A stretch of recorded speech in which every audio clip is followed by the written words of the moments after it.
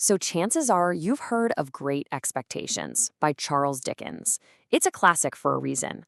But what if I told you the story isn't just about money, class, and love?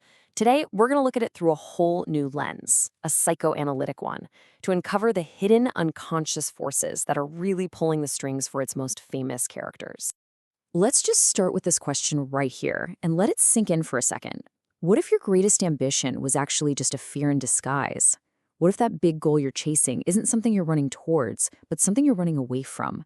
This is the exact question a psychoanalytic reading asks about our hero Pip. So the tool we're using to unlock all this is what we call a psychoanalytic reading. And really, all that means is we're not just looking at what the characters say they want. Nah, we're digging way deeper. We're trying to explore those unconscious drives, things like guilt, shame, trauma, that are the real engines shaping their actions and ultimately their fates. And that brings us right to our first case study, Pip himself. On the surface, his story seems like a classic rags to riches tale, right? A blacksmith's boy who becomes a London gentleman. But with our new lens on, we have to ask, what is he really trying to achieve? And this, right here, just lays out the whole conflict inside Pip perfectly. On one hand, you have his conscious goal. It's clear, it's what he tells himself he wants, to become a gentleman. But underneath that, bubbling away, is the unconscious drive, the one that's actually in control. He is desperate to escape this profound, deep-seated shame. So where does all this shame come from? Well, it's woven into the very fabric of the novel. It really kicks off with Estella, right? Her making fun of his coarse hands and thick boots. It gets even worse when he starts to feel ashamed of Joe, who's probably the kindest, most decent person in his life. And on top of all that, he's got this lingering guilt about helping the convict Magwitch. So even when he gets the money and the status, what's left? Just this constant gnawing anxiety. So here's the crucial takeaway for Pip. His ambition isn't really about being rich or high class. It's a mask. It's this desperate, frantic attempt to build a whole new identity that can somehow cover up and, he hopes, fix a self-image that was badly damaged way back in his childhood. Now, you can't really talk about Pip's shame without talking about our next figure, Miss Havisham. She is, in many ways, the source of so much of the pain in this story, and she is a perfect, almost chilling case study in what happens when a traumatic event literally stops time. See, a core idea in psychoanalysis is that a really severe trauma can completely shatter a person's relationship with time. Instead of life moving forward, the mind just gets stuck. It's forced to loop endlessly around the single moment of that original wound. And wow, this slide just illustrates that perfectly. Take a look at this timeline of Miss Havisham's life. What do you notice? It's always her wedding day. It's always 8:40 a.m. The clocks in her house are all stopped at the exact moment she got that letter that just destroyed her life. She is psychologically frozen, forced to relive her betrayal over and over and over again. This quote just says it all, doesn't it? Her decaying, creepy mansion, saddest house. It's not just a setting. Her frozen house is a perfect externalization of her frozen psyche. The dust, the wedding cake rotting on the table, the darkness, it's all a physical manifestation of her internal unresolved trauma.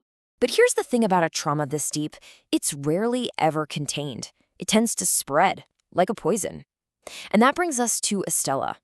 When you look at her through this lens, you realize she's not a simple villain. She's the tragic product of someone else's psychological wounds.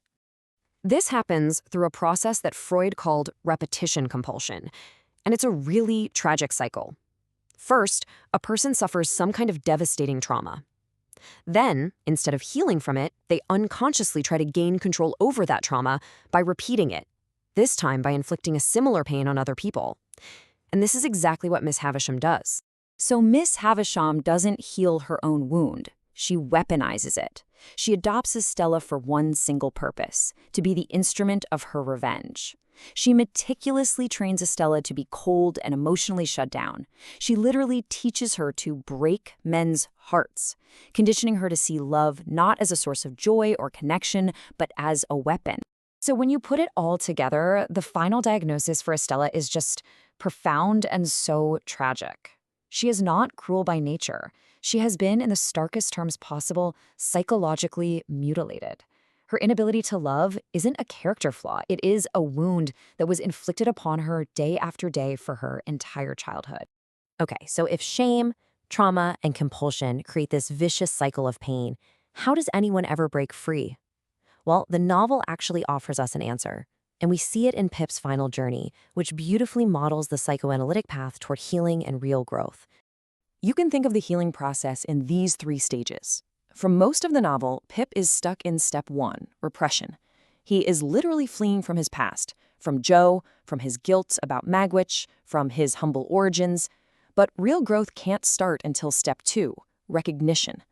That's when he's forced to confront the truth of his past. And then comes the final and hardest step of all, integration. That means accepting that past, with all of its messiness and shame, as a part of who you are. And that's really the ultimate takeaway from Pip's entire story. You can't just build a new shiny self on top of old wounds and expect it to hold. True, meaningful growth only happens when you stop running and finally turn around to confront the past. Which leaves us with this powerful final thought.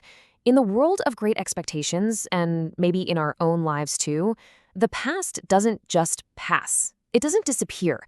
It stays active. It shapes our present. It governs the psyche until we finally turn around and face it.